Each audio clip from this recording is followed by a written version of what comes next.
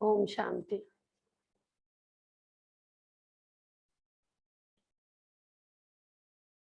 आज अव्यक्त बाप दादा की रिवाइज मुरली 30-1-88। हिम्मत का दूसरा कदम सहनशीलता। ये ब्रह्मा बाप की जीवन कहानी का पहला कदम था समर्पणता। आज बाबा ने दूसरा कदम बताया, ब्रह्मा बाप का सहनशीलता। आज ऑलमाइटी अथॉरिटी बाप अपनी पहली श्रेष्ठ रचना को देख रहे हैं।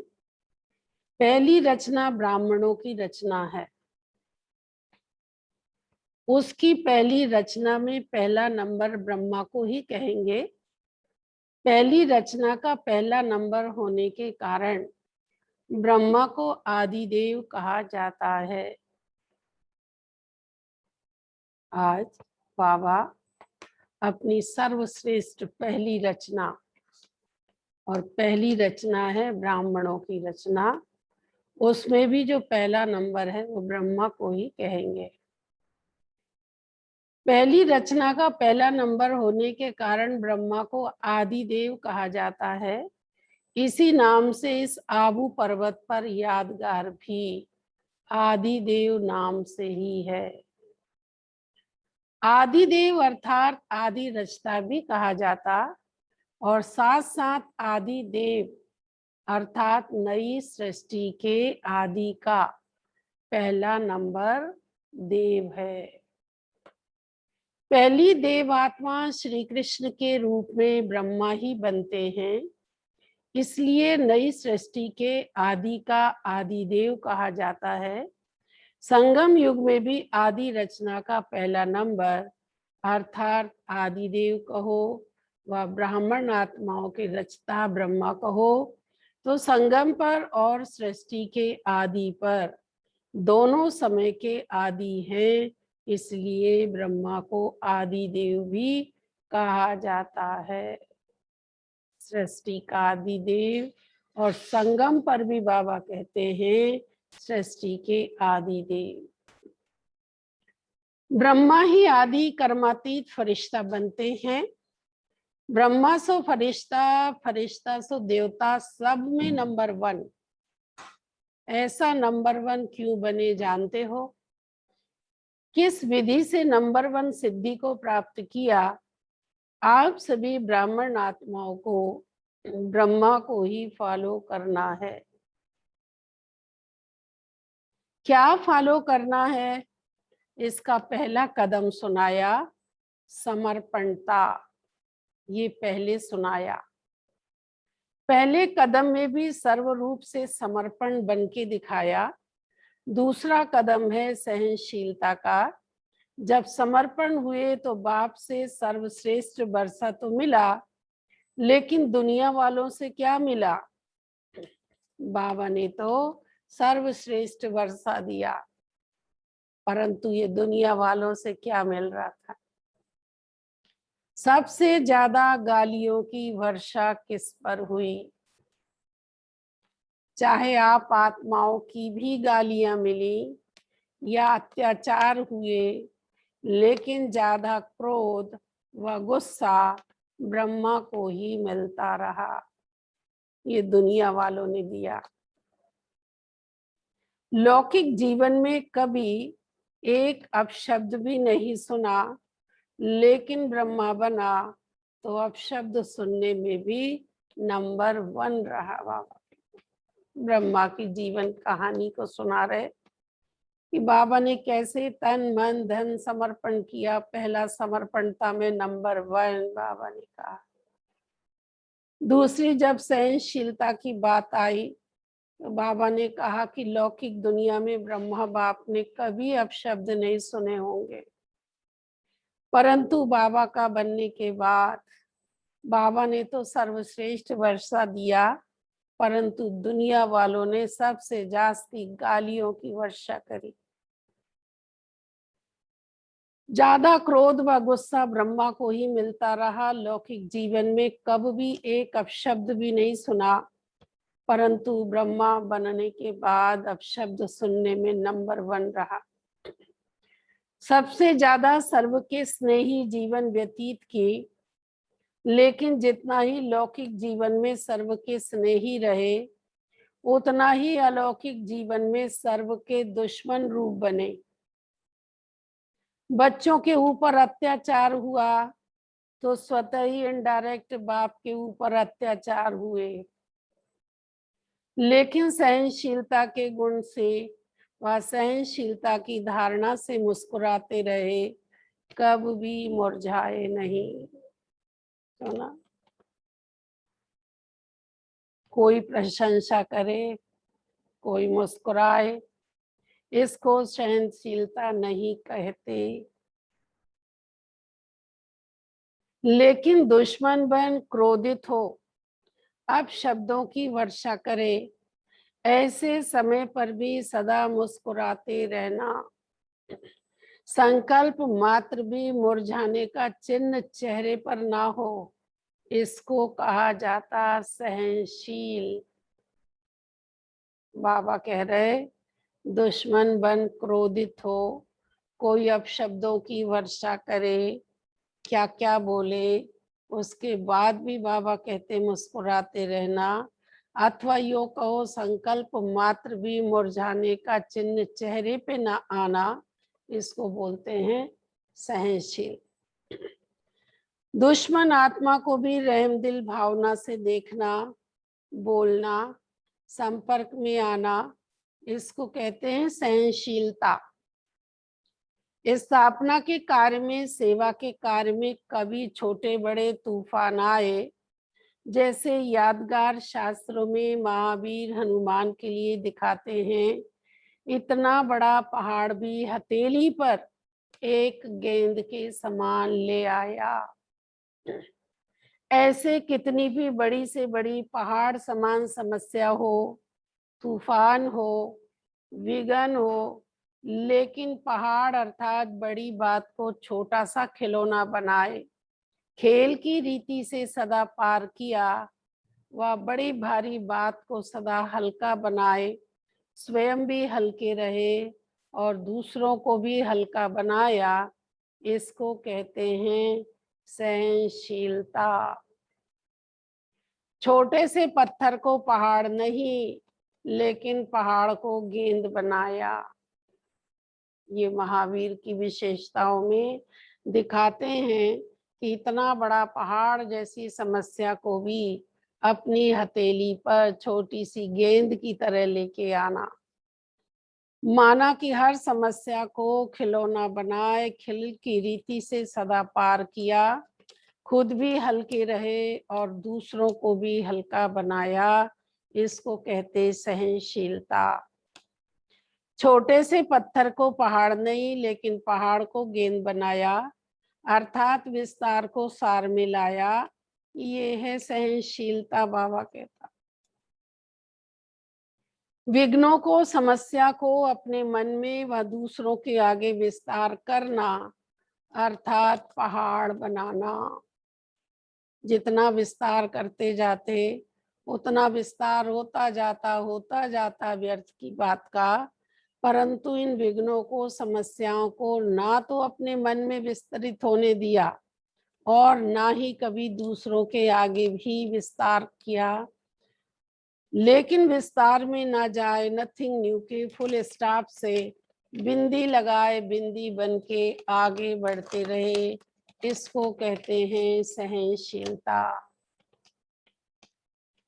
विस्तार को कैसे सार में लाना है? सहनशील बन श्रेष्ठ आत्मा सदा ज्ञान योग के सार में स्थित हो, ऐसे विस्तार को, समस्या को, विघ्नों को भी सार में ले आती है, जैसे ब्रह्मा बाप ने किया। जैसे लंबा रास्ता पार करने में समय, शक्तियां समाप्त हो जाती, अर्थात ज्यादा यूज होती, ऐसे विस्तार का लंबा रास्ता पार करना और सार से शॉर्टकट रास्ता पार करना, पार दोनों ही करते हैं, लेकिन शॉर्टकट वाले समय और शक्तियों की बचत होने के कारण निराश नहीं होते, दिल शिकस्त नहीं होते, सदा मौज में मुस्कुराते पार करते। इसको कहा जाता है सहनशीलता। आगे बाबा ने कहा, सहनशीलता की शक्ति वाला कभी भी घबराएगा नहीं। क्या ऐसे भी होता है क्या? सदा संपन्न होने के कारण ज्ञान की याद की गहराई में जाएगा, घबराने वाले कभी गहराई में नहीं जा सकते। बाबा ने कहा, कैसे कैसी समस्याएं आई, कैसी कैसी परिस्थितियां भी आई, लेकिन बाबा ने सदा ज्ञान और योग की गहराई में जाकर उन समस्याओं को पार किया, घबराए नहीं, परंतु गहराई में जाकर इन सब समस्याओं का हल खोजा। सार वाला सदा भरपूर होता है, इसलिए भरपूर संपन्न चीज की गहराई होती है। बाबा ने देखा कि भरपूर अर्थात संपन्नता, और जहाँ संपन्नता है, गहराई है, भरपूर है, वो छोटी मोटी बातों में भी घबराए नहीं। विस्तार वाला खाली होता है, इसलिए खाली चीज सदा उछलती रहती है। जैसे गाते हो, अध जल गगरी छलकत जाए और भरी घगरिया चुप पा जाए। भरपूर अर्थात संपन्न, गहराई। खाली चीज जो होगी वो उछलेगी ज्यादा, आवाज ज्यादा करती है। बाबा ने क्या किया, विस्तार वाला कब भी ये क्यों हुआ, ये क्या, ऐसा नहीं तो वैसा नहीं, ऐसा नहीं होना चाहिए, वैसा नहीं होना चाहिए, ऐसे संकल्पों में सदा उछलता रहेगा और वाणी में भी सबके आगे उछलता रहेगा। कौन? जो विस्तार में जाने वाली आत्मा है, जिसको विस्तार से सार भी नहीं आना होता, अथवा बाबा कहता है जो घबरा जाते हैं या भरपूर नहीं होते हैं, ऐसी खाली चीज उछलती ज्यादा, आवाज ज्यादा करती है। हर बात में ये विस्तार ऐसा क्यों हुआ, ये क्या हुआ, तो ऐसा नहीं होना चाहिए, तो वैसा करना चाहिए, ये सब ऐसे संकल्पों में उछलते रहेंगे और वाणी में भी सबके आगे उछलते रहेंगे। मन भी उनका बहुत उछाल ले रहा और दूसरों के भी आगे वाणी के द्वारा भी यही वर्णन करना, ऐसा नहीं होना चाहिए, तो ये नहीं करना चाहिए। और जो हद से ज्यादा उछलता है तो क्या होगा? बाबा कहता, जो जास्ती उछलता कूदेगा फिर वो हाँफता रहेगा। बाबा कहता, स्वयं ही उछलता है और स्वयं ही हाँफता और स्वयं ही फिर थकता है। सहनशील इन सब बातों से बच जाता है, इसलिए सदा मौज में रहता है, उछलता नहीं है, वो उड़ता है। बाबा कहते हैं। दूसरा कदम बाबा ने सुनाया सहनशीलता का। ये ब्रह्मा बाप ने चल करके दिखाया है। सदा अटल अचल सहज रूप में मौज से रहे, मेहनत से नहीं रहे। बाबा कहता, पूरा जीवन मौज की रही, मोहब्बत के कारण मेहनत अनुभव नहीं हुई। इसका अनुभव 14 वर्ष तपस्या करने वाले बच्चों ने किया है। इस मौज का 14 वर्ष महसूस हुए या कुछ घड़ियां लगी, मौज से रहे या मेहनत लगी। वैसे स्थूल मेहनत का पेपर भी खूब लिया है बाबा ने, सुना? अच्छी तरह ठोक बजा के बच्चों को अच्छा मजबूत किया। बाबा कहता, मौज से रहे, मेहनत लगी। वैसे स्थूल मेहनत का पेपर भी खूब लिया, कहाँ नाजों से पलने वाले और कहाँ गोबर के गोले भी बनाए। बाबा ने हर काम स्थूल कार्य भी बच्चों से करवाया, बहुत हार्ड वर्क भी करवाया। ये सब क्या था? ये सब बाबा कह रहे हमारी अपनी सहनशीलता का पेपर था कि कहाँ तक सहन कर सकते हैं, क्योंकि जो सहन करेगा वही तो शहंशाह बनेगा ना।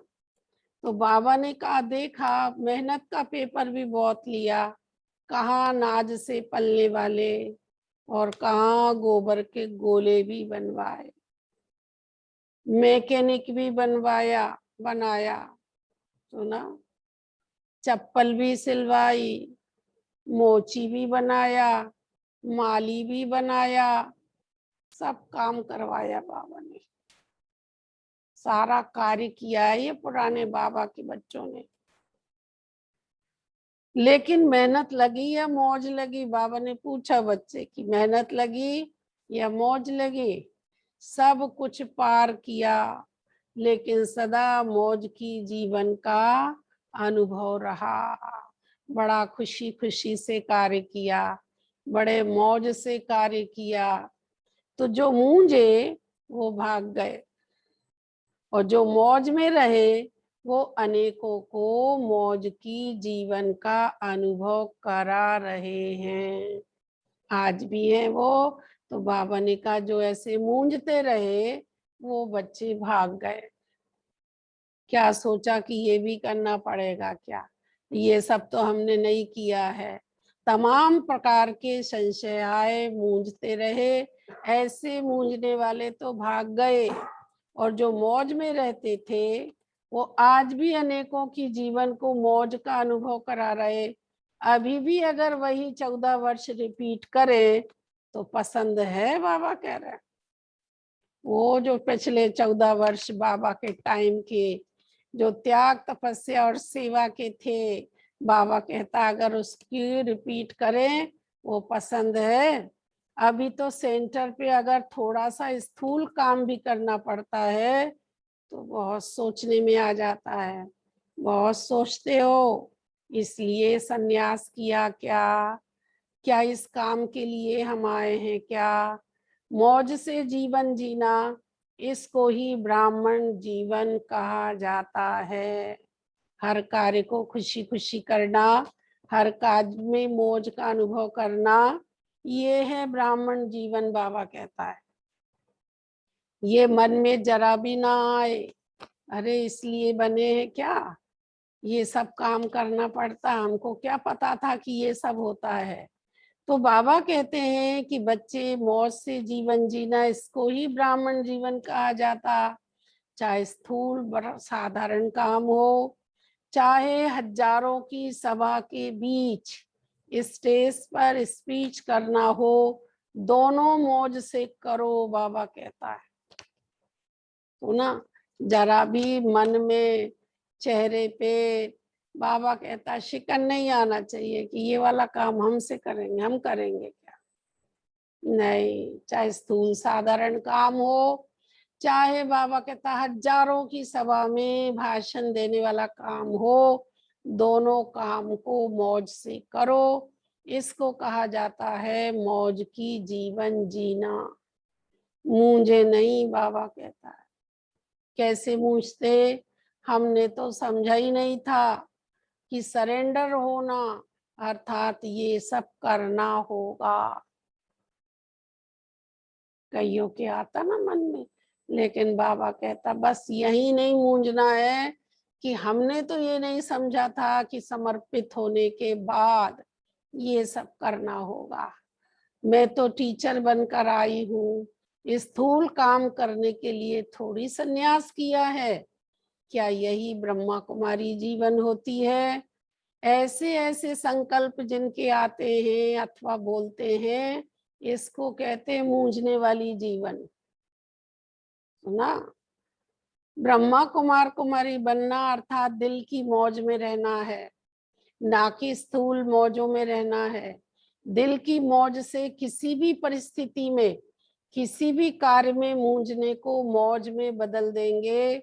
और दिल के मूंझने वाले श्रेष्ठ साधन होते भी, स्पष्ट बात होते भी, सदा स्वयं मूंझे होने के कारण स्पष्ट बात को भी मुझा देगा। बाबा ने कहा ब्रह्मा कुमारी जीवन बाबा के बने हो तो दिल की मौज होना चाहिए, बाबा कहता। और जहां दिल की मौज है वो मूंझता नहीं है। स्थूल मौजों की बात नहीं है कि बाबा कह रहे स्थूल सुख साधनों में कह रहे हम तो मौज से रह रहे हैं। नहीं, दिल की मौज से किसी भी परिस्थिति में किसी भी कार्य में मूंझने के बजाय मौज में बदल देंगे। और दिल के मूंझने वाले श्रेष्ठ साधन होते हुए भी, बात स्पष्ट होते हुए भी, स्वयं मूंझे होने के कारण स्पष्ट बात को भी मुझा देगा। अर्थात इतना उलझा हुआ होगा और ऐसे उलझे हुए मूंझे हुए लोग खुद भी मूंझ जाते हैं और औरों को भी मुझा देते हैं, जबकि बात बड़ी सरल है, स्पष्ट है, सब सुख सुविधा साधन है, परंतु खुद की दिल मूंझी हुई है, उलझी हुई है, तो कारण स्पष्ट बात को भी वो और मुझा देते हैं, उलझा देते हैं। कई कह भी देते कि बताओ जरा सी बात थी कितना उलझा दिया। ऐसे उलझते बहुत हैं, सुलझते कम है। फिर अच्छे साधन होते हुए भी साधनों से मौज नहीं ले सकेंगे। ये कैसे होगा, ऐसा नहीं ऐसा होगा, इसमें खुद भी मूंझेगा और दूसरे को भी मूंझा देगा। जैसे कहते हो ना, सूत मूंझ जाता है तो मुश्किल ही सुधरता है। बाबा कहते सारा सूत मूंझा हुआ है। वो अच्छी खासी सीधी सच्ची बात को भी क्या करते, बहुत मुंझा देते, उलझा देते हैं, जबकि बात न उलझने की है, लेकिन खुद इतना उलझा हुआ है कि वो बात सहज साधारण को भी उलझा देने वाले हैं। तब बाबा कहता है ऐसा उलझा हुआ सूत, उलझा हुआ सूत बड़ी मुश्किल से सुधरता है। अच्छी बात में भी मूंझेगा, सुना बात बहुत अच्छी है फिर भी मूंझ रहे, और घबराने वाली बात तो फिर है ही मूंझने की, कह रहे उसमें भी मूंझेगा। कारण क्या है, क्योंकि इनों की वृत्ति मूंझी हुई है। बाबा कहते हैं अभी वृत्ति मूंझी हुई है, मन मूंझा हुआ होगा तो स्वतः ही वृत्ति का प्रभाव दृष्टि पर, दृष्टि के कारण सृष्टि भी मूंझी हुई दिखाई देगी। सब एक दूसरे से जुड़े पड़े। बाबा कहता पहले तो खुद ही मूंझा हुआ है, खुद की वृत्ति मूंझी हुई है, आंतरिक वृत्ति बड़ी उलझी पड़ी हुई है। अभी खुद ही की वृत्ति उलझी है तो बाबा कहता है फिर मन भी उसका मुंझा हुआ होगा। तो जैसी वृत्ति होगी फिर वैसी दृष्टि होगी, वैसे ही फिर उसको सब दिखाई देने लगेगा, क्योंकि खुद की वृत्ति और मन उलझा हुआ है, मूंझा हुआ है। अभी खुद का ऐसा है तो उस वृत्ति का प्रभाव काय पे आएगा, दृष्टि पे आएगा। जब दृष्टि ऐसी होती है तो जैसी दृष्टि वैसी सृष्टि, उसको सारी सृष्टि भी ऐसी उलझी उलझी मूंझी मूंझी सी दिखाई पड़ने लगती है। तब बाबा ने कहा ब्रह्मा कुमारी जीवन अर्थात ब्रह्मा बाप समान मौज की जीवन है, लेकिन इसका आधार सहनशीलता है, साइलेंस। बाबा कहता ये सहनशीलता भी काय से आती है। तो सहनशीलता की इतनी विशेषता है, इसी विशेषता के कारण ब्रह्मा बाप सदा अटल और अचल रहे। सुनाया ना, 2 प्रकार के सहनशीलता के पेपर सुनाए बाबा ने। अभी ऊपर 2 प्रकार के सहनशीलता के पेपर सुनाए।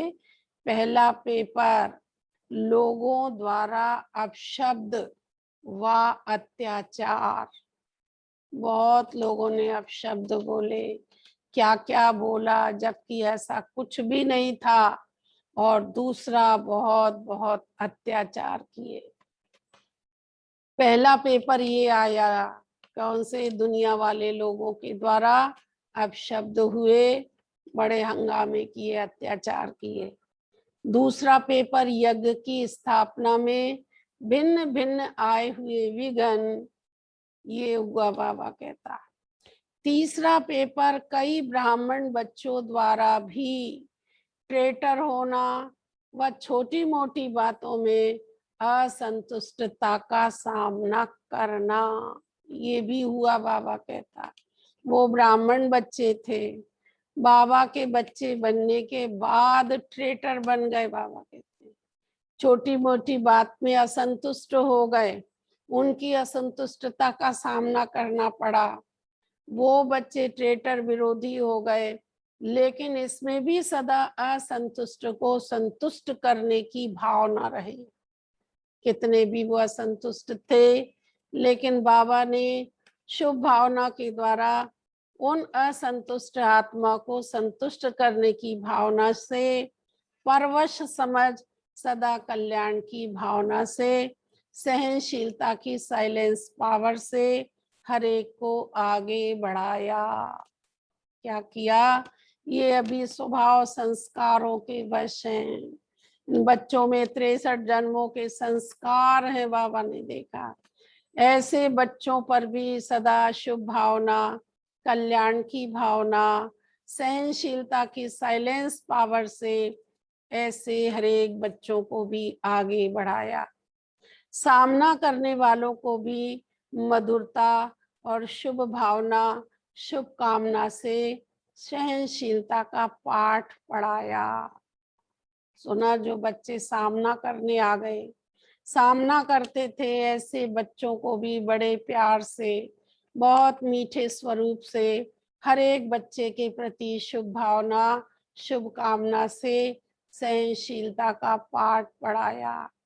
जो आज सामना करता और कल क्षमा मांगता, उनके मुख से यही बोल निकलते थे कि बाबा तो बाबा ही है।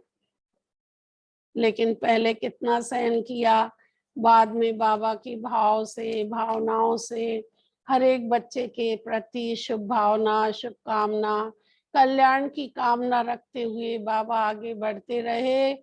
फिर जो बच्चे सामना करते थे, फिर जब उनको कल उनसे क्षमा मांगने लगे और क्या बोले कि वाह, बाबा तो बाबा है। इसको कहते हैं सहनशीलता द्वारा फेल को भी पास बनाए, विघ्नों को पास करना। तो दूसरा कदम सुना, बाबा कहता है ये सहनशीलता का था। हर तरफ से पेपर आया। बाबा कहता किस लिए कदम पर, इसलिए बाबा कहते दूसरा कदम सुना, किस लिए? कदम पर कदम रखो। इसको कहा जाता है फॉलो फादर। फॉलो फादर अर्थात बाप समान बनना। बनना है या सिर्फ दूर से देखना है? बहादुर होना, पंजाब महाराष्ट्र दोनों ही बहादुर हो, सब बहादुर हो। देश विदेश के सभी अपने को महावीर कहते हैं। किसी को भी प्यादा कहाँ तो मानेगा। इससे सिद्ध होता है आप सभी अपने को महावीर समझते हो। महावीर अर्थात बाप समान बनना है, समझा? अच्छा, देश विदेश के सर्व समान, सदा बुद्धि से समर्पित आत्माओं को, सदा हर परिस्थिति में हर व्यक्ति से सहनशील बनकर, हर बड़ी बात को छोटा कर सहज पार करने वाले, सदा विस्तार को सार रूप में लाने वाले, सदा ब्राह्मण जीवन, मौज की जीवन जीने वाले, ऐसे बाप समान बनने वाली महावीर श्रेष्ठ आत्माओं को बाप दादा का समान भव की स्नेह संपन्न याद प्यार और नमस्ते। कुमारों से बाबा बोले, कुमारों की विशेषता क्या है? कुमार जीवन श्रेष्ठ जीवन है, क्योंकि पवित्र जीवन है। जहाँ पवित्रता है वहाँ महानता है। कुमार माना शक्तिशाली, जो संकल्प करें वो कर सकते हैं। कुमार अर्थात सदा बंधन मुक्त बनने और बनाने वाले, ऐसी विशेषता है, बाबा कहते हैं। तो कुमार जीवन माने शक्तिशाली जीवन, कुमार जीवन माने बाबा कहता श्रेष्ठ जीवन है, जो संकल्प कर लें वो कर सकते हैं, ऐसे दृढ़ता संपन्न कुमार। जो संकल्प करो वही कर्म में ला सकते हो, स्वयं भी पवित्र रहे, औरों को भी पवित्र रहने का महत्व बता सकते हो, ऐसी सेवा के निमित्त बन सकते हो।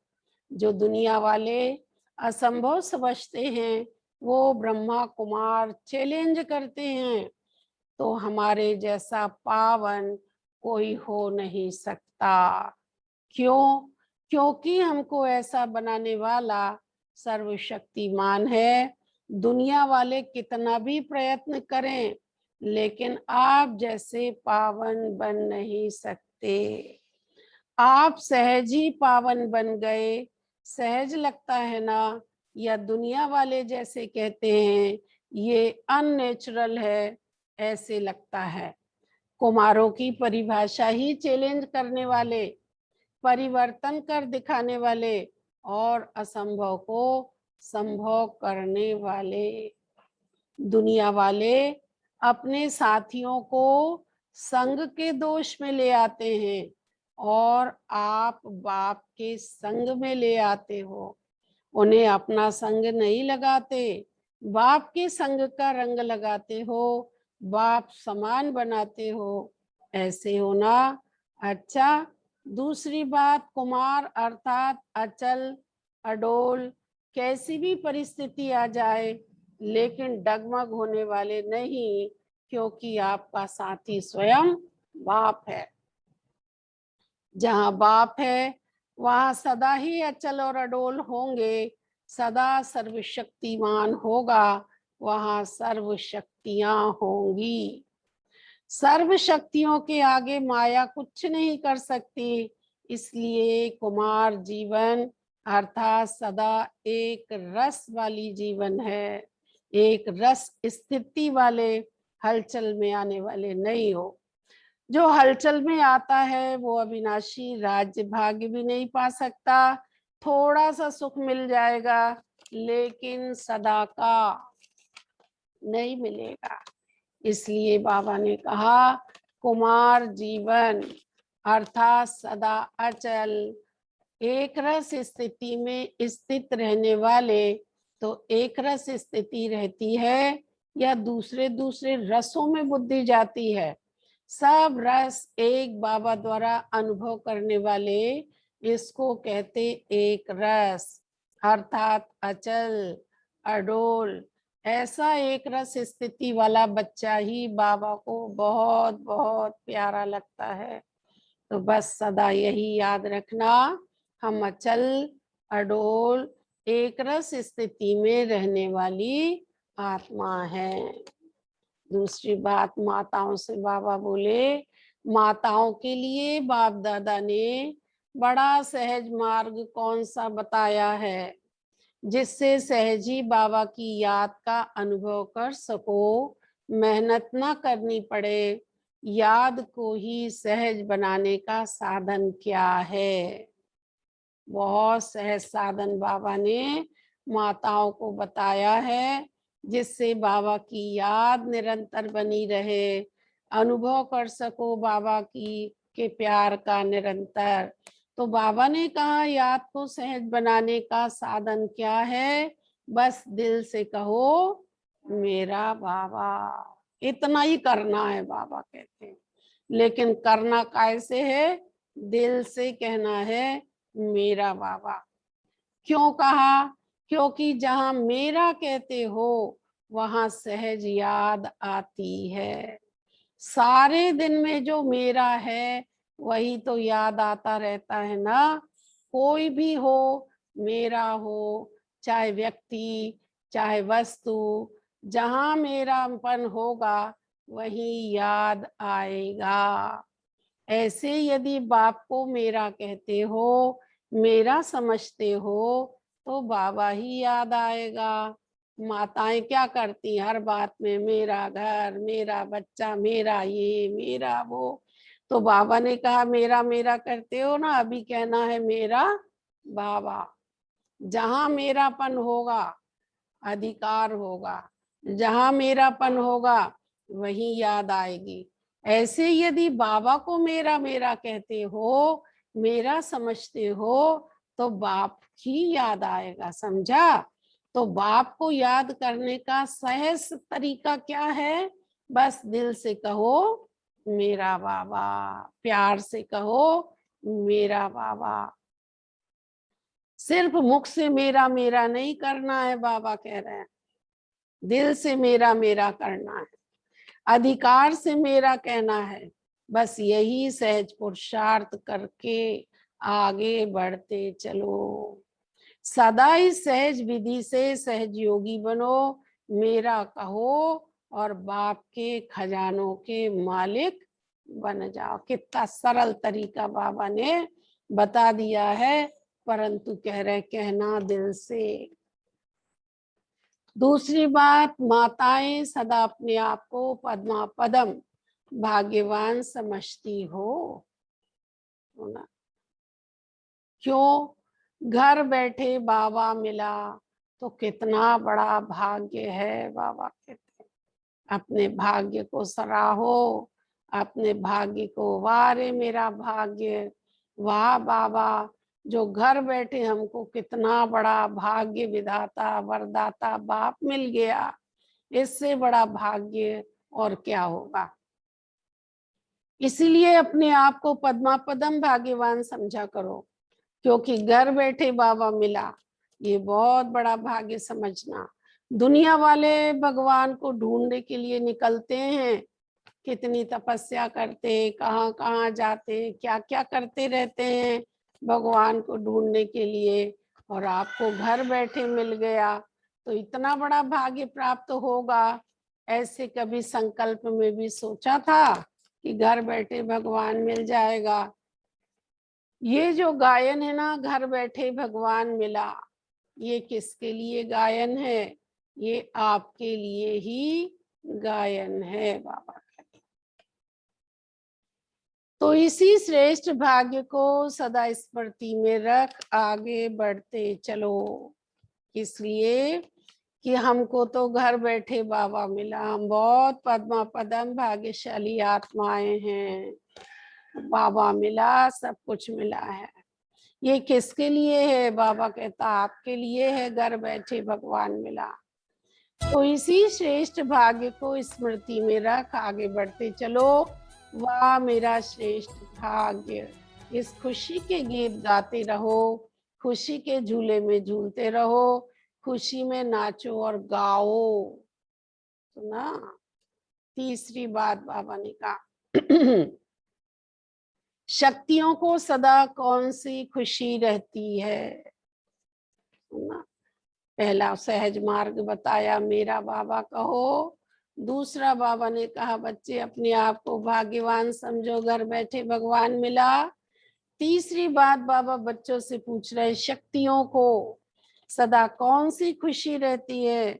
सदा बाप के साथ कंबाइंड हो। शिव शक्ति का अर्थ ही है कंबाइंड ना। बाप और आप दोनों को मिलाकर कहते हैं शिव शक्ति। सुना, अपने आप को कंबाइंड समझो, मैं शिव शक्ति आत्मा हूँ। बाप और आप दोनों को मिलाकर शिव शक्ति कहते, तो जो कंबाइंड है उसे कोई अलग नहीं कर सकता। ऐसी खुशी रहती है। निर्बल आत्मा को बाप ने शक्ति बना दिया। तो यही सदा याद रखो, हम कंबाइंड रहने के अधिकारी बन गए। पहले ढूंढने वाले थे और अभी साथ रहने वाले हैं। ये नशा सदा रहे। कितना भी माया कोशिश करे, लेकिन शिव शक्ति के आगे माया कुछ नहीं कर सकती। अलग रहते हो तो माया आती है, कंबाइंड रहो तो माया आ नहीं सकती। यही वरदान सदा याद रखना कि हम कंबाइंड रहने वाली शिव शक्तियां विजयी हैं। अच्छा, आज का वरदान है, कंफ्यूज होने के बजाय लूज कनेक्शन को ठीक करने वाले समस्या मुक्त भव। सभी समस्याओं का मूल कारण कनेक्शन लूज होना है। सिर्फ कनेक्शन को ठीक कर दो तो सर्व शक्तियां आपके आगे घूमेंगी। यदि कनेक्शन जोड़ने में 1-2 मिनट लग भी जाते तो हिम्मत हार के कंफ्यूज ना हो जाओ। निश्चय के फाउंडेशन को हिलाओ नहीं, मैं बाबा का, बाबा मेरा, इस आधार से फाउंडेशन को पक्का करो तो समस्या मुक्त बन जाएंगे। क्योंकि सारी समस्याओं का मूल कारण बाबा ने कहा कि हमारा बाबा से जो कनेक्शन होता ना वो लूज हो जाता है थोड़ा, इसलिए जरा कनेक्शन को ठीक करो तो सारी शक्तियां फिर आगे पीछे घूमने लगेंगे। अगर कनेक्शन जोड़ने में 1-2 मिनट लग भी जाते तो हिम्मत हार के कंफ्यूजन में मत पड़ो। बाबा कहते हैं अपने निश्चय के फाउंडेशन को नहीं हिलाना है। इतनी देर हो गई, क्या करें, बाबा से तो मेरा तार जुड़ता ही नहीं है, मेरा तो कनेक्शन ही नहीं जुड़ता, बहुत सारा टाइम लग जाता है। तो बाबा कहता है ऐसा सब सोच सोच के अपनी हिम्मत को हार के संशय में नहीं पड़ना है, मूंझना नहीं है, और निश्चय की फाउंडेशन को भी नहीं हिलाओ। इतना तो पक्का है ना, मैं बाबा का, बाबा मेरा। बस ये बात को इतना पक्का करो, यही आधार है। इस फाउंडेशन को बहुत बहुत पक्का करोगे तो सारी समस्याओं से मुक्त बन जाओगे। आज का स्लोगन है बीज रूप अवस्था में स्थित रहना। यही पुराने संस्कारों को परिवर्तन करने की विधि है। बीज रूप अवस्था योग की एक स्थिति है, एक अवस्था है। इस अवस्था में स्थित होगे, हमारे पुराने स्वभाव संस्कारों को परिवर्तन करने की बस यही विधि है। ओम शांति। तो आज बाबा ने हिम्मत का दूसरा कदम बताया बाबा का, और वो दूसरा कदम क्या था? सहनशीलता। जो सहन करेगा वही सहनशाह बनता है। एक पत्थर की मूर्ति भी कितने छेनी हथौड़े खा खा के मंदिरों में पूजने लायक देवी देवता बन जाती है। कितने बाबा कहते हैं हेमर खाती है, पछोनी हथौड़े खाती हैं। ऐसे ही बाबा ने कितनी गालियां खाई हैं। बाबा कह रहे हैं अज्ञान काल में मजाल नहीं कोई ने अलिफ से बे बोला हो बाबा से, कभी अपशब्द बोला हो, परंतु बाबा कहते बाबा के बनने के बाद देखा दुनिया वालों ने क्या क्या बोला, कितना गुस्सा किया है, यज्ञ में कितने अत्याचार किए बाबा कहते हैं, उतना हंगामा किया, लेकिन बाबा ने जरा भी क्रोध गुस्सा नहीं किया। हर एक आत्मा के प्रति शुभ भावना शुभ कामना रखते हुए उन आत्मा को बड़े प्यार मधुरता से इस समस्या को भी पार करते चले गए। ब्राह्मण परिवार बाबा के बच्चे जो थे वो भी ट्रेटर बन गए बाबा कहते। उन बच्चों को भी बाबा ने बड़े प्यार से, वो भी विरोधी बन गए, उनको भी शुभ भावना शुभ कामनाओं से चेंज किया बाबा कहता। तो सहन शक्ति में सहनशीलता गुण भी है और सहन शक्ति एक शक्ति भी है। ये दोनों में काम आता है। इसकी वैल्यू कहाँ है? गुणों में भी है और शक्ति में भी है। तो सहन शक्ति भी है और सहनशीलता ये एक गुण भी है। बाबा ने सहनशीलता के दूसरे कदम से कैसे पार करते गए और फिर सबके मुख से यही निकला बाबा तो आखिरी बाबा ही है। तो बाबा कहता ये दूसरा कदम है, मौजों की जीवन है, मूंझने वाले नहीं। मूंझने वालों को तो हर कार्य बड़ा मुश्किल अनुभव होगा।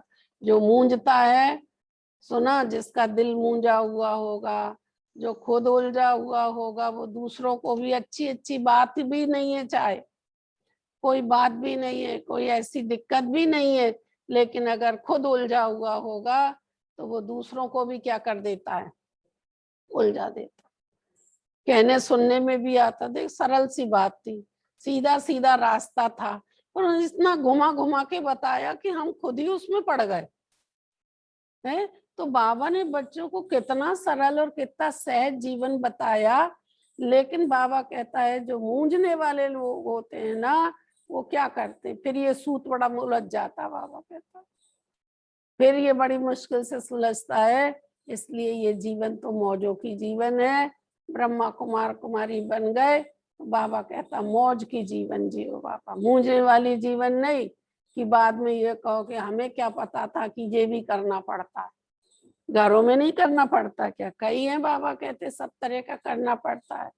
लेकिन जो मूंझने वाला था तो वो यही कहते रहा, हमको क्या पता था ब्रह्मा कुमार कुमारी बनने के बाद ये भी काम करना पड़ेगा, ये भी सहन करना पड़ेगा, ऐसा भी होता है क्या। ये सब मूंझने वाली जीवन है बाबा के। बाबा ने क्या नहीं किया, ब्रह्मा बाबा तो बहुत राजा महाराजाओं से कनेक्शन, बहुत रॉयल थे बाबा के। मम्मा बाबा ने क्या किया है, बैठ करके गोबर के गोले, जो कंडे बोलते ना हमारे अपने यहाँ क्या बोलते हैं, गोबर के कंडे बोलते, कोई उपले बोलते हैं। वहां बाबा ने क्या किया भाई, सब काम करना पड़ा। यज्ञ की जब ऐसी स्थिति आई तो बाबा कहते गोबर के गोले बनाते थे मम्मा बाबा बैठ करके, तो ना वो भी काम किया। कह रहे चप्पल भी सिलवाई, सुना। ये कह देते थे कि अरे हाँ विश्व के महाराजा महारानी बन रहे हो और एक मोची की अकल नहीं है तुम में। मोची भी बने, माली भी बनाया बाबा ने, सुना। जो काम कोई ने कभी नहीं किए थे वो सब यज्ञ में करे, और सब उसी को बड़े प्यार से कर लोगे तो वो जमा हो जाता है, मौज से करोगे तो खुशी हो जाएगी, और मूंझने लगोगे तो नंबर भी कट जाएंगे, उलझते भी होगे। बाबा कहता दिल भी खराब हो जाएगा। बस मूंझने वाले की वृत्ति खराब, वृत्ति से दृष्टि खराब, दृष्टि से सारी सृष्टि खराब हो गई, और नंबर भी कम हो गए, और कितने फिर भाग गए। ऐसे लोग क्या करेंगे, ऐसे लोग ही भाग गए। सुना कि अरे हमें क्या पता था, कि हम तो सोच रहे थे कि ऐसा नहीं होता है जीवन में, ऐसा ऐसा होगा, लेकिन यहाँ तो ये सब करना पड़ता है। जहां उनके मन में ये आ गया कि ये सब करना पड़ता है, ये पड़ता शब्द हो गया, मजबूरी लगने लगी। वहां जहां मजबूरी है तो वहां तो मजदूरी करनी पड़ी बाबा। तो वो चले गए, भाग गए वो बच्चे, और जो बच्चे रह गए वो मौज में रहने वाले बच्चों ने कितने बच्चों की जीवन मौजों भरी बना दी बाबा। तो ईश्वरीय कार्य समझा, जिनको निश्चय था, जो ईश्वरीय कार्य समझते थे, भगवान का कार्य समझते थे, उस निश्चय और नशे में रह करके उन्होंने कार्य किया है।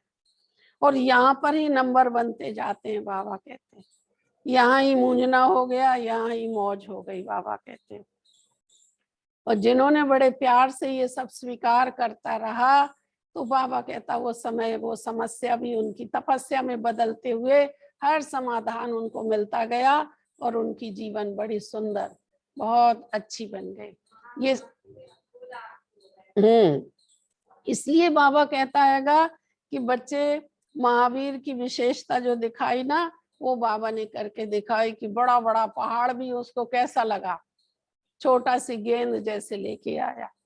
कितना बड़ा पहाड़ दिखाते हैं। और आप यही देखना, आज मंदिरों में ज्यादा जो सीन दिखाई देते हैं, फोटो जो मंदिर में हनुमान की मूर्तियां जो मिलती है, वो कौन सी मिलती है, ज्यादातर यही मिलती है। ऐसा पहाड़ लेकर के आ रहे हैं, खड़े हुए हैं, वही वाला पिक्चर, वही वाली सीन ज्यादा होती है, क्योंकि कलयुग तो समस्याओं का पहाड़ है। लेकिन पहाड़ भी उनको गेंद के समान कब अनुभव हुई, प्यार और याद बाबा की थी। विस्तार को सार में लेके आ गए। पहाड़ जैसी समस्या को भी तपस्या से सब हल करते गए। ये सब बाबा ने किया है, बाबा कहते हैं सब सहन किया है। और ऐसे सहन करते करते शहंशाह नंबर 1 में आए बाबा कहते हैं। इसलिए सहनशीलता बाबा का जीवन कहानी का दूसरा कदम है। सहन करने में कमजोर मत बनो, ये भी सहन करना पड़ेगा, ये भी पढ़ेगा, पढ़ेगा माने मजबूरी, समझा? अच्छा, ओम शांति। इसलिए हिम्मत रखो, हिम्मत का एक कदम बाबा के 1000 कदम है। हिम्मती बच्चे मददे खुदा। ये नहीं कहना बाबा पहले हमारी मदद करो तब हम हिम्मत रखेंगे, ऐसा नहीं चलेगा। पहले हिम्मत रखोगे तब हमको बाबा की हजारों हजारों गुना मदद मिलेगी। हर एक बच्चे का अनुभव है ये तो। ओम शांति। क्या कह रहे डॉक्टर साहब?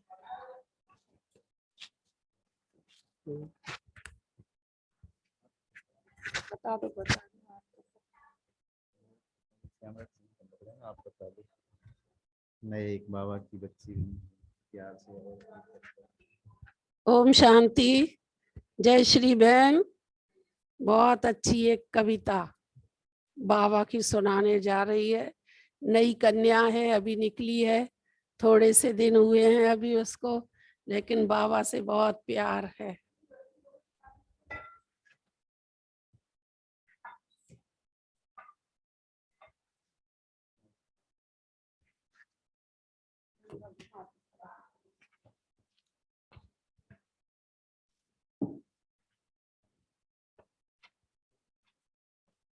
ओम शांति।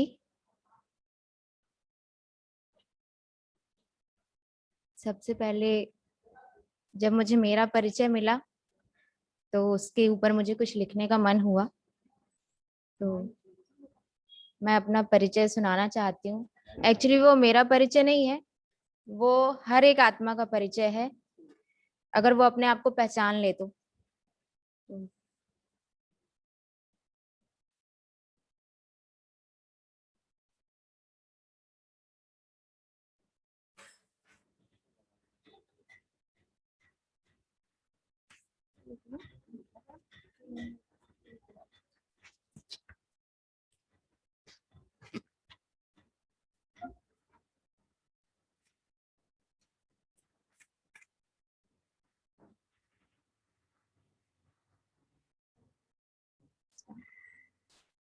कविता स्टार्ट कर रही हूँ। मेरा परिचय, इसका शीर्षक है सुई की नोक सा दिखंत हूँ, सागर सा समंत हूँ, सतयुग का प्रारंभ हूँ, संगम तक चलंत हूँ, 84 जन्म फिरंत हूँ, फिर भी मैं अनंत हूँ, देह में विराजमान ईश का अंश हूँ, मेरे अंदर विद्यमान अष्ट गुण संपन्न हूँ, भ्रक्ति मध्य विराजमान अपने परमात्मा का वंश हूँ।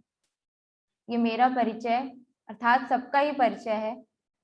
और इसके बाद मेरा राज्य, मुझे सतयुग से बहुत प्यार है, इसलिए वो मुझे मेरा राज्य, एक्चुअली भी सबका राज्य है, लेकिन मैंने अपने राज्य के लिए कुछ लिखा है।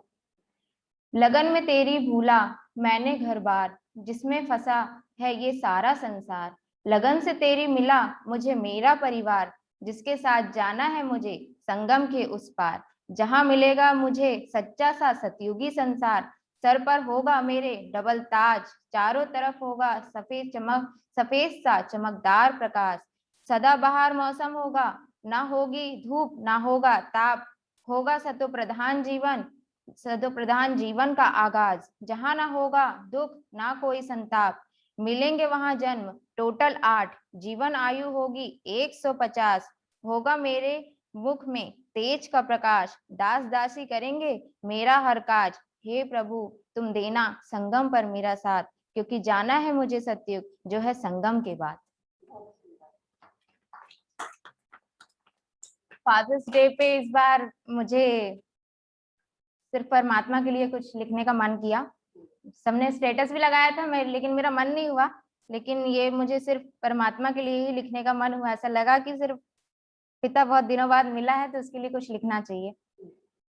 बैठी थी मैं ऊपर अपने पिता के साथ, अचानक दिखा नीचे कुछ तो है खास, कूदी मैं नीचे छूटा पिता का साथ, होश आया तो देखा भूला मैंने अपना ही एहसास, पहनी मैंने काया माया के साथ, माया ने दिखाया सतरंगा संसार, किया उसने मेरा खूब व्यापार, बदली जब जब काया हर बार आई माया, हुई मैं हर बार हताश क्योंकि बन गई थी अनाथ, लगता था अकेला जब लोग भी होते थे साथ, अंदर से आवाज आती, नहीं है यहाँ कुछ खास। शहर में एक दिन ब्राह्मण आया जो रहने लगा घर के पास, जिससे मिल मुझे होने लगा मेरा एहसास। लगने लगा अचानक कुछ तो है खास, लेकिन रहो होशियार माया भी है आसपास।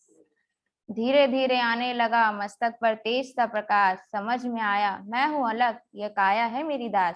छूटूंगी इस जेल से जाऊंगी पिता के साथ, जो है मेरा पिता वह है नाथों का नाथ। है हिम्मत तो कर ले माया उससे दो दो हाथ, हे माया तू हट जा क्योंकि मेरा पिता है मेरे साथ। Thank you. मेरा नाम जयश्री नापित है, मैं डिस्ट्रिक्ट हॉस्पिटल में स्टाफ नर्स हूँ और अभी मैं फरवरी से ज्वाइन किया है मैंने, अभी ज्यादा टाइम नहीं हुआ मुझे। अभी रिसेंटली मैं घर गई थी, मेरे पापा का रिटायरमेंट अभी 30 तारीख को था। तो एक्चुअली मेरी मम्मी को बैक प्रॉब्लम है, तो मेरी मम्मी ज्यादा काम नहीं कर पाती हैं, तो मेरा जाने का नहीं था एकदम से। फिर मैं दीदी साथ में रहती हैं, उनको मैंने बताई प्रॉब्लम कि मैं नहीं जाऊंगी दीदी, तो उतने अच्छे से सब कुछ हो नहीं पाएगा। और मेरी मम्मी की बहुत इच्छा है कि पापा का रिटायरमेंट है तो सब अच्छे से हो जाए, तो दीदी ने एडजस्ट कर दिया मुझे। मैं घर गई तो वहां पे एक्चुअली कुछ हुआ नहीं था। फिर उसके बाद मम्मी ने बोला पार्टी करनी है, मैंने बोला इतनी जल्दी पार्टी तो हो नहीं पाएगी, 150 लोग आएंगे। मैं नाश्ते का सोच रहे थे लेकिन मम्मी को खाने का था। मैंने बोला ठीक है मम्मी खाना कर लेंगे अपन। बोले कि घर वाले लोग बना लेंगे। मैंने बोला घर वाले लोग आने भी तो चाहिए, नाते रिश्तेदार जो अपने टाइम से आएंगे तो फिर टाइम से बनेगा। टाइम से सब हो जाता तो ठीक रहता, हर किसी को अगर पहले से पता होता तो वो पहले से अपनी मदद करता। तो कहते हैं हलवाई को बुला लिया, हलवाई ने खाना बनाने बैठा, सब उसने सामान का बोला, सब अरेंज हो गया 3 बजे तक। जब वो खाना बनाने के लिए बैठा मैंने बोला आज मौसम तो ठीक है, आंगन में ही बना लेते हैं। और तुरंत उसने जब रसगुल्ले बनाने चालू किए पानी गिरने लगा।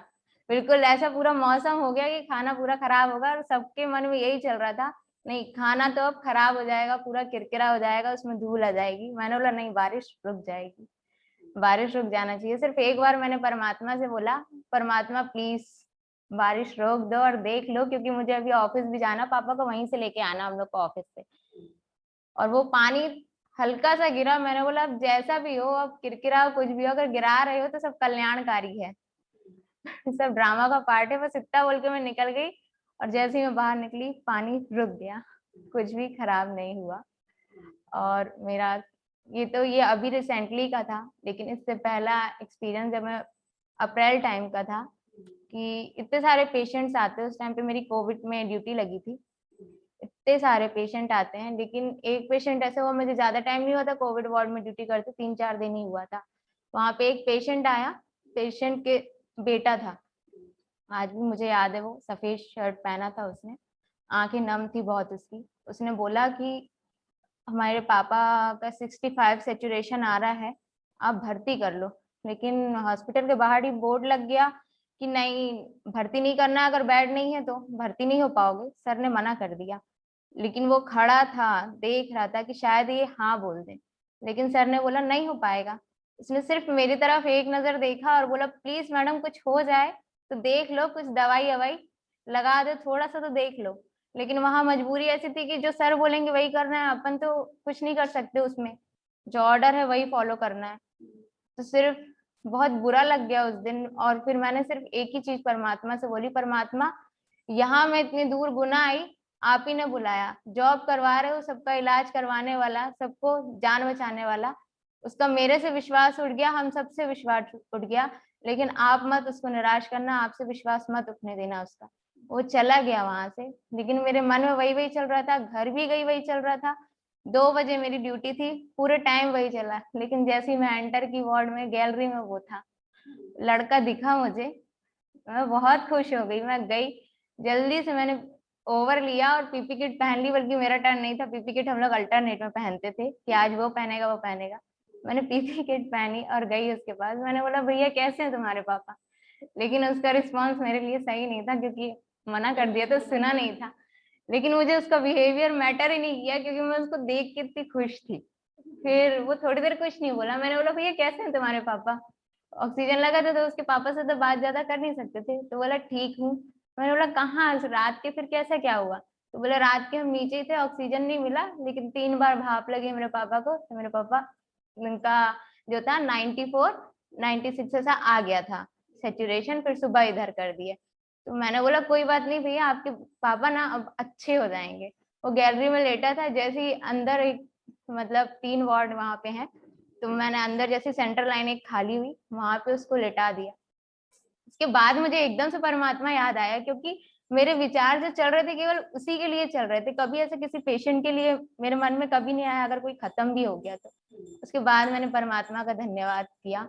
उस दिन पीपी किट पहनने का ऐसा लगा कि मजा आ गया। पीपी किट पहन के भी मुझे अंदर से ऐसा नहीं लग रहा था गर्मी लग रही है कि कुछ हो रहा है, मुझे बहुत ही अच्छा लगा। मैंने फिर परमात्मा को धन्यवाद किया, और उस टाइम मुझे सिर्फ एक ही फीलिंग आई कि यहाँ के पिता को जो बचा ले वो पिता एक ही है, सबके पिता की रक्षा करने वाला। उसकी दृष्टि मुझ पे थी और मेरी दृष्टि उस पे पड़ गई, इसलिए परमात्मा ने उसे ठीक कर दिया और वो ठीक होके गया। मुझे कोविड के कोई पेशेंट याद नहीं है, लेकिन मुझे सिर्फ वही पेशेंट याद है।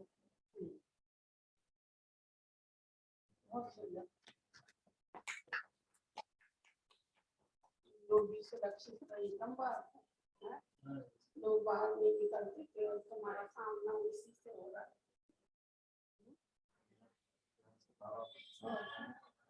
बाबा 2 मिनट सभी याद करें बाबा को।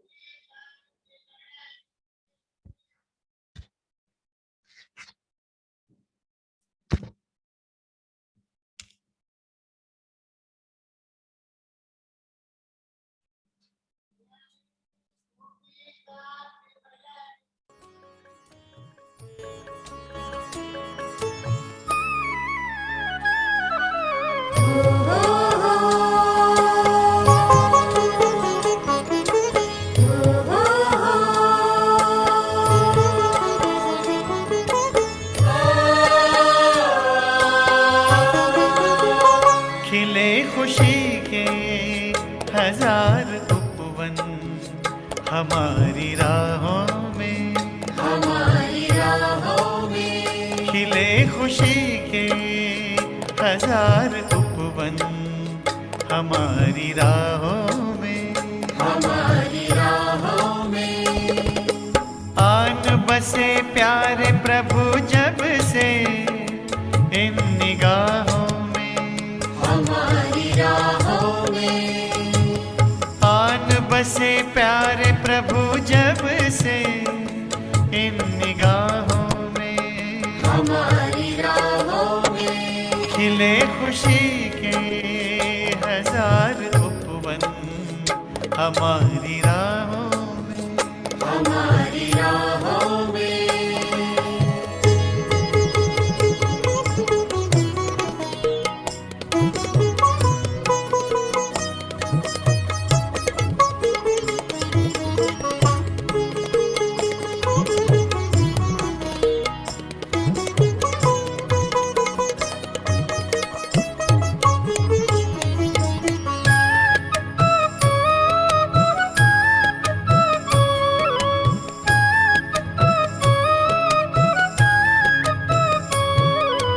बहुत पुराना नाता अपना फिर भी लगता नया नया, बहुत पुराना नाता अपना फिर भी लगता नया नया। ऐ रूहानी जादूगर तो हमें बता दे किया है क्या, ऐ रूहानी जादूगर तो हमें बता दे किया है क्या। हुई मेरी खुशहाल जिंदगी प्रभु पनाहों में, हुई मेरी खुशहाल जिंदगी प्रभु पनाहों में, खिले खुशी के हजार उपवन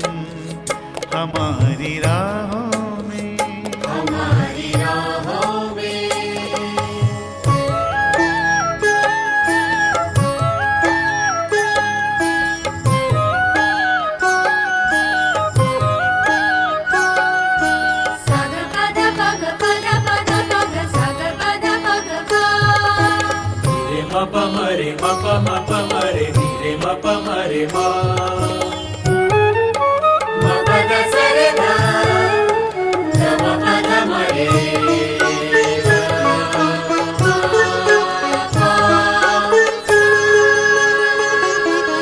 रूप अनुप यही नैनों में अपने निस दिन घूम रहा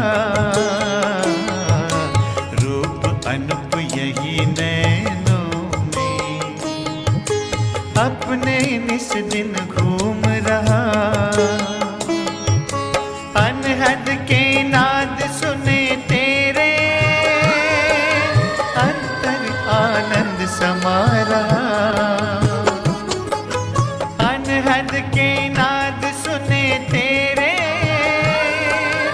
अंतर आनंद समा रहा सबको बुलाए तुझसे मिलाए शीतल छाँव में हमारी राहों में ओ सबको बुलाए तुझसे मिलाए शीतल छाँव में हमारी राहों में खिले खुशी के हजार उपवन हमारी राहों में हमारी राहों में